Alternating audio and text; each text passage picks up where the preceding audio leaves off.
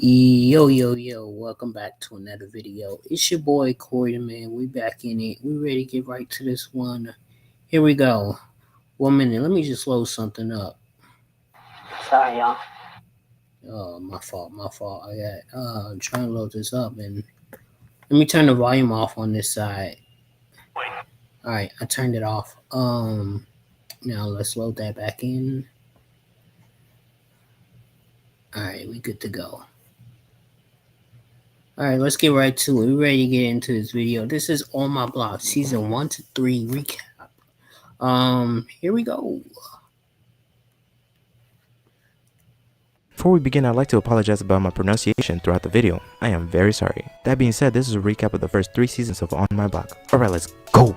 Okay, so the story follows a group of 4 best friends. We have Monse, Ruby, Caesar Salad, and Jamal. Ruby also has this one friend by the name of Jasmine who's obsessed with him. Anyways, after Monse leaves the group to go to summer camp for the summer, the group falls apart and Caesar Salad joins a gang by the name of Santos ran by his brother Oscar, otherwise known as Spooky. When Monse gets back, she's all about getting the group back together and getting Caesar Salad out the gang. But Caesar Salad gets jumped into the gang and can't leave. We then have Ruby who gets a new housemate by the name of Olivia, and he instantly falls in love with her. After being there for a while and being assimilated into Ruby's family, Ruby's parents decide to throw her a quinceañera, and her and Ruby kiss. On the other hand, Jamal, with the help of Ruby's grandmother, who goes by Abuela and is honestly the best character in the show, he searches for buried money, which leads him to this gnome-obsessed guy by the name of Chivo. With a little help from Abuela and Chivo and absolutely zero help from his friends, Jamal finds the money, which they call the Roller World money. Anyways, that aside, Oscar sends Caesar Salad to go kill this guy by the name of Latrell, who's part of a rival gang called the Prophets. And I have never wished death upon anybody as much as I've wished death upon Latrell. But sadly, Caesar Salad couldn't do it and told Latrell to leave town never to be seen again. Latrell proves why he should be put on a shirt 3 days ago. Because during Olivia's quinceañera, Latrell comes in and shoots both Ruby and Olivia. And the season ends with both of them bleeding out on the floor.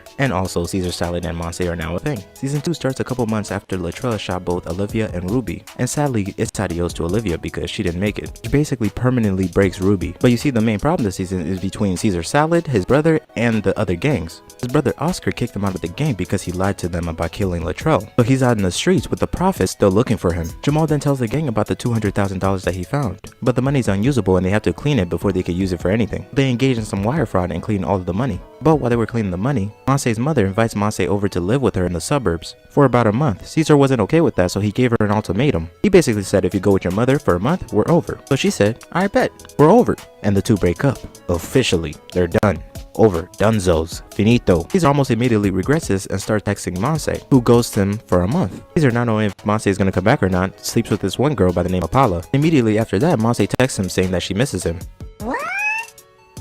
And the whole month that Monse was gone, she was living it up in the suburbs with her mother, until she realized that her mother was lying to her friends about her father being abusive, and that's why she returns. After getting back into town, her and Julius Caesar get back together. But with the Prophet still going after Julius Caesar, he decides to get out of town, which in order to make sure that he goes out alone, he tells Monse that he slept with a girl while they were broken up, which absolutely crushes Monse for some reason, and she leaves. But it turns out that Julius Caesar wasn't actually leaving. You see, after Jamal and Ruby gave up all of the Roller World money to Oscar, Oscar decides to help his brother, and with the help of Oscar's plan, they get all the Prophets arrested. Monse then says enough is enough and she's gonna leave the town. But before she can do that, the season ends with the 4 of them getting kidnapped. In season 3, we see that the person that kidnapped them is actually the head of the Santos gang called Cuchillos, and she wants them to find her lost love by the name of Lil Ricky, who was part of the heist that led to the Roller World money that Jamal found. She tells them that if they can do it, they get all the Roller World money back. So to make this make sense, I'm gonna tell you what happens to each character. Starting with the most annoying, Monse. Monse basically starts using Caesar Salad for sex because she feels betrayed by him because of that one time he slept with that one girl when her and Caesar Salad were broken up. But the two sort of get back together, and also sadly her mother dies, so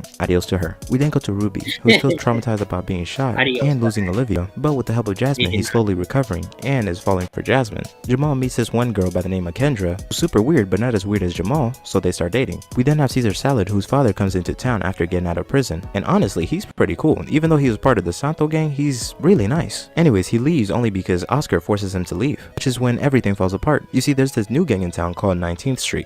I'm just gonna refer to them as 19th. Anyways, what had happened was that Monse and the gang realized that Cuchillos was gonna kill them regardless of whether they found Lil Ricky or not. So they decide to kill Cuchillos themselves. That escalated quickly. At the same time, Oscar realizes that he needs to get rid of Cuchillos, but in order to do so, he needs the help of the 19th. So Oscar and the 19th kill Cuchillos, so Monse and the gang don't have to. With Cuchillos dead, all of Monse and the gang's problem goes away. And that summer, Monse leaves to go to boarding school, and her and Caesar break up. That being said, we then get a 2-year time jump. Monse is living it up with her new friends at her boarding school. And speaking of new friends, Jamal also has new friends, who are most likely part of the football team. Ruby and Jasmine are now officially dating, and Caesar Salad has officially upgraded himself to Julius Caesar.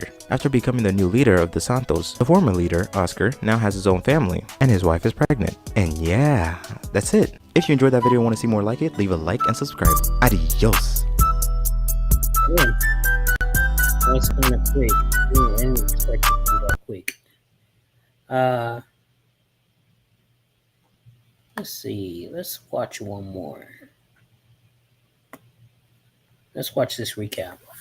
Hey guys, welcome to the Bin Zone. On today's episode, we are going to be recapping season 1 of On My Block, because with that wild cliffhanger, there's a lot going into season 2, and season 2 is right around the corner, and the series begins, and we're introduced to the main characters off rip. We have Ruby, Jamal, Caesar, and Monse, and they're overlooking a high school party and imagining themselves next summer in high school, and as the party's going on, gunshots are fired and the kids scatter, and that's really setting the tone for the rest of the season, because while these kids are normal teenagers, the whole Jamal environment and area they live in Caesar is wild, still look the guns, same. gangs, Nothing violence, changed. parties, and fun. Typical inner city life, and it sets the tone and precedence for the rest of the series. And then we skip forward 10 weeks later, and Monse comes back from riding camp, and we come to find out that Caesar and Jamal and Ruby are not speaking, and Monse is wondering what happened. That's because Caesar told his crew that he has hit Monse. What I mean by hit Monse, like Caesar smash, like he had sexual intercourse with Monse. And that's what caused the boys to have a rift with Caesar. Monse has a big issue with this, and she tries to confront Caesar. But then towards the end of the first episode, we come to find out that Monse and Caesar really did do the do and get down and busy, right? And get jiggy with it. And the crew now has to find a way to get Caesar out of his gang, because Caesar has been jumped in and is now an official gang member of the Santos, because his older brother Oscar has gotten out of prison early, and Oscar ingratiated Caesar into the gang life, and now the crew has to find a way to get Caesar out of it. And that's when they decide Ruby should go speak to Oscar, because Oscar has respect for Ruby's older brother Mario. And Ruby goes and does his thing, and Ruby's so convincing that instead of convincing Oscar to let Caesar walk, he actually gets Caesar promoted into higher ranks of the gang and gives Caesar greater responsibility. So it kind of worked as a double-edged sword in this scenario. While this is happening back in Ruby's house, his older brother Mario went away to college, and Ruby thought to himself he'd finally be getting his own room. However, a family friend's daughter comes to live with them, Olivia, and that's because her parents got deported, and now she has to live with them, and she was introduced as Ruby's cousin, because you know, in the inner city, you have cousins that aren't really your cousins, they're like your family friends, and you just call them cousins, but she's not blood related, and Ruby falls in love at first sight. So this is going to be an interesting plot point for the rest of the season, because Ruby has a thing for Olivia. Olivia meets Caesar. I think that was her Olivia friend's sister. Caesar, and we already know about Monse and Caesar's thing, so it's gonna get messy. Yeah. This first season is weird. messy, fun, and kind of heartbreaking at the same time. But as the story progresses and Monse and Caesar's relationship gets more intense, Oscar starts to pull Caesar deeper into the gang world, and Caesar becomes more and more dangerous because of his affiliation with his brother. And as the weeks go by and Olivia becomes more ingratiated with the crew, homecoming comes and Ruby wants to go to Olivia. However, the dance gets canceled due to a gun being pulled out during a fight at the school, and now the party has to go back to Monse's house. And we get to see the inner workings and the relationship blossom between them. And while this is going on, Jamal himself isn't a part of this love quartet. Jamal is the other friend, the black friend, and he is actually out there finding out the treasures to Roller World. Now, Roller World is a whole conspiracy where it's an unsolved case where there's apparently a missing $50,000 from a heist that was done in the 80s. Now, it's an urban legend, but Jamal has this thing where he believes in urban legends and he believes the roller world money is out there. And he gets more intel from Ruby's grandmother and she gives him a hint as to where to find the treasure or a clue to the treasure. So while we're having the love quartet, the gang wars and stuff, Jamal has his own whimsical adventure throughout the season. And it felt kind of out of place in the first season. However, because Jamal is one of the best characters on this show because he's funny and his whole storyline, while outrageous and outlandish, is one of the funnest storylines in this entire series. And I really enjoy the character of Jamal. So during Halloween, Jamal convinces them to go to a swanky neighborhood in Brentwood, California, which was where the rich and elite live, because he wants a clue as to the money of Roller World. And while this is happening, the crew gets confronted by a bunch of douchebag privileged kids who start to make fun of their inner city life and their gang life and kind of culturally appropriates or makes fun of their heritage, however you want to look at it. And at the same time, Monse sees someone who Monse believes is her mom, because Monse's mom ran out on her and her dad when Monse was a baby and she's never seen her mom before, and now she sees a woman with 2 kids who looks exactly like her mom. But that reunion doesn't really get to happen because they're chased out of the neighborhood by the swanky rich kids who are about to jump them all, and the kids were egging them, and those kids were throwing eggs at them and egging them. And Caesar goes back with his brother Oscar because Caesar is now a full-fledged gang member. You're not going to punk Caesar and get away with it. So he goes back with Oscar, and they punk these rich white kids for kind of making fun and appropriating, or whatever you want to call it, of Caesar's gang culture. You're just not going to punk them and get away with it. And with Caesar having his gang membership, Oscar punks them. And at the end of the episode, Olivia and Caesar kiss, because at this point, Monse and Caesar are on this roller coaster journey, and these are all 14 to 15-year-old kids, so hormones are raging. So Monse is doing her own thing with Caesar, and Caesar having the back and forth dance. So Caesar kisses Olivia and they make out. And the only person besides Olivia and Caesar who know about this is Jamal. And he is the worst person to tell a secret because Jamal cannot keep a secret to save his life. So when a police lockdown is instituted in their neighborhood during a heat wave, so Olivia, Monse, Ruby, and Jamal are all inside of Ruby's house, and they're stuck together in the heat wave, and Jamal is trying his best to keep the secret. And while that's happening, they start to play little games with each other, like Smash, Marry, Kill, and all these teenage games, while Caesar is desperately making his way back to the house to stop Jamal from snitching. Caesar gets pulled over by a cop, and this is the first actual cop we see it in this series, and that's very interesting and very funny because all this gun shooting and all this gun violence and gang war going on in this neighborhood, we haven't seen a cop yet, and we finally see a cop. And the first thing that happens, instead of the cop being a douchey cop to the inner city kid, he's actually a pretty cool guy, and he helps Caesar with his women's troubles, and he tries to rush Caesar back before Jamal can snitch.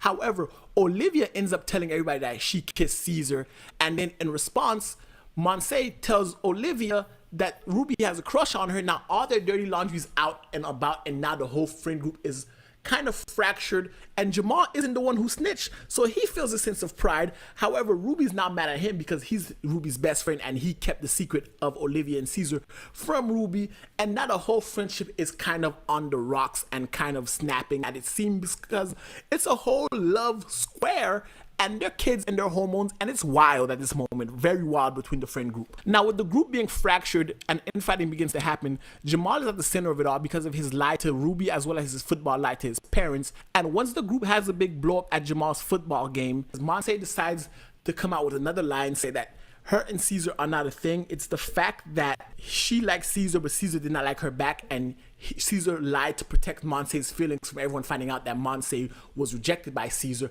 At the same time, Jamal scores the winning touchdown, and it's hilarious because Jamal doesn't play football. He sucks, but the fear of getting tackled allowed him to run damn near 100 yards down the field in order to score a touchdown and not get tackled, which unites the friend group. And Jamal has the courage to tell his father and his mother that he's not a football fan, he doesn't like football, and he doesn't play football. And with Monse lying to the crew, it's now okay for Olivia to date Caesar, and to keep the facade going on, Caesar and Olivia become girlfriend and boyfriend for the remainder of the series. That way, Caesar gets to keep the heat off Monse, and Olivia gets what she wants. And with Olivia's quinceanera right around the corner, she becomes a little homesick. However, Ruby decides to take full responsibility for planning her quinceanera because now Ruby's playing the long game. He's gonna woo her by being a genuinely nice guy and a good friend. He's gonna be a nice guy and try to win, but Ruby doesn't know nice guys usually finish last. While this is happening, Monse is stalking her mother or her potential mother on Facebook, and with that, Jamal gets a clue about the location of the Roller World treasure, and he tracks down Little Ricky. He ends up fighting Chivo and Julio the gnome, and this is when the series gets absurd with the whole gnome subplot. However, It's funny for a while, but the gnome thing is a little absurd. And it takes away from the dark edginess of Oscar's life. It's like a contradiction. Oscar and Caesar's gang life is contrasted by Jamal's whimsical adventure. Caesar gets confronted by Latrell, who's part of the rival gang, the Prophets. And if you think about it, the Prophets are one gang, the Santos are another gang. These gangs have religious names, and it's kind of another subtone of the series. However, we're not going to dive too deep into this because this is just a recap. And with Latrell confronting Caesar and pulling out a gun on him, he ends up telling his brother Oscar, and he goes to school anyway. Oscar comes and pulls Caesar out of school because with a rival gang hunting for you, you can't just be going to school with Latrell pulling a gun on you. And now the crew is worried about Caesar because he's really in this gang life. Like, guns are being pulled on him in the middle of the street, and now they're all freaking out of what could happen to Caesar. Is he okay? Is he safe? But Oscar pulls him out of school and spends the day with Caesar. And this episode actually humanizes Oscar, and we come to find out that Oscar was a genius kid, gifted, won spelling bees, and could have won something and become a great chef one day because that was his dream. However, even though he got letters of recommendation and he was in the gifted program at his school, but he did not follow that path because his mom wasn't really there for Caesar. So Oscar felt, as an older brother, it was his responsibility to look out for Caesar. So he forgoed his life and joined the gang to protect his little brother. And it's ironic that his goal was to give Caesar a better life, and he ends up being the one that pulls Caesar into the gang life. But he uses it as a way to keep Caesar under his wing and protect him even more. But at the end of the day, Oscar's still a gang member, and he gives Caesar a gun and tells Caesar that he has to kill Latrell because in order to be safe in this gang type of environment, it's kill or be killed. And the fact that he pulled a gun on you and you made it alive, you're lucky, and now you make sure that never happens again. And the way you do that is by shooting Latrell and killing him to make sure he doesn't kill you. It's a dog-eat-dog world in the gang world. With Caesar given the path of either killing Latrell or getting kicked out of his gang or potentially killed by his gang, he turns to Monse, who turns to Jamal. And Jamal is this close to finding the Roller World treasure, so they come up with the plan. They're gonna find the Roller World treasure, use the money, give it to Caesar, and have Caesar run away from this gang life. That way he doesn't have to kill anybody and lose his humanity, or potentially not kill Latrell and get killed himself for violating gang code. When they finally get to the treasure, they find out it's been a wild goose chase, and now Caesar has no choice but to confront Latrell, and he confronts Latrell in the bathroom, pulls out a gun on him, and the whole scene happens, and we fade to black. And we don't know if Caesar killed Latrell or not. Monse has a big blow up with Jamal because they could have been using this time to actually help Caesar instead of going on Jamal's wild goose chase.